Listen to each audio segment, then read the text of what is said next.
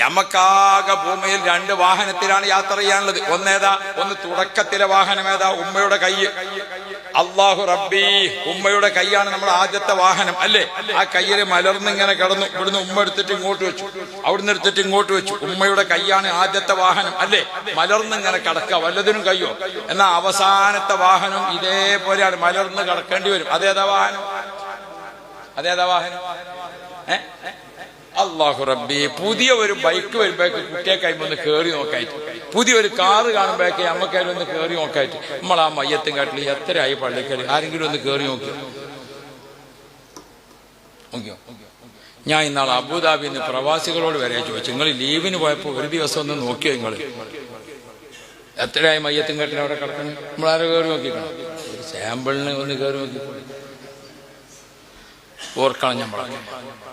നമ്മളെ കാത്തു ഒരു വാഹനം നിൽക്കുന്നുണ്ട്, മലർന്ന് കിടക്കേണ്ടി വരും. നമ്മുടെ തുടക്കം, നമ്മുടെ ഒടുക്കം ഒന്ന് ചിന്തിക്കണം.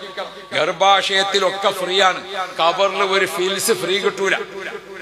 അള്ളാഹുവേ, ഞങ്ങൾക്ക് നീ കാവലാകണം റഹ്മാനെ. ആ കബറിലേക്കുള്ള തയ്യാറെടുപ്പ്, ഉമ്മയുടെ ഗർഭാശയം പോലെ കബർ നമുക്കൊരു മിനി സ്വർഗമാകണം.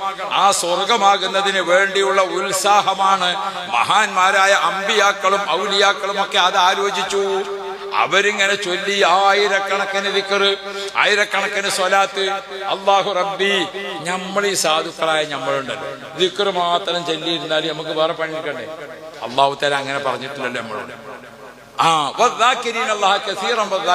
അധികമായി ദിക്ർ ചെല്ലുന്ന ആണും പെണ്ണും എന്ന് പറഞ്ഞാൽ അതെങ്ങനെയാ? അധികം എന്ന് പറഞ്ഞത് പറഞ്ഞ സമയത്തൊക്കെ ചെയ്യാം. നമ്മളിങ്ങനെ ഒരുത്തിയിലിരുന്നിട്ട് 10,000 ചൊല്ലി തീർക്കാൻ തന്നെ അതെപ്പോഴെങ്കിലും സാധിക്കുള്ളൂ. മറിച്ച് ചെരുപ്പ് ധരിക്കുമ്പോൾ ചൊല്ലേണ്ടത്, കണ്ണാടി നോക്കുമ്പോൾ ചൊല്ലേണ്ടത്, ഷർട്ട് ധരിക്കുമ്പോൾ ചൊല്ലേണ്ടത്, വീട്ടിൽ നിന്ന് ഇറങ്ങുമ്പോൾ ചൊല്ലേണ്ടത്, പള്ളിക്ക് കയറുമ്പോൾ ചൊല്ലേണ്ടത്, ഇങ്ങനെ എല്ലാ സ്ഥലത്തും ചൊല്ലേണ്ട ദിക്റുണ്ടോ അല്ലേ? അതൊക്കെ മറക്കാതെ ചെല്ലാൻ അല്ലാഹു ഭാഗ്യം തരും.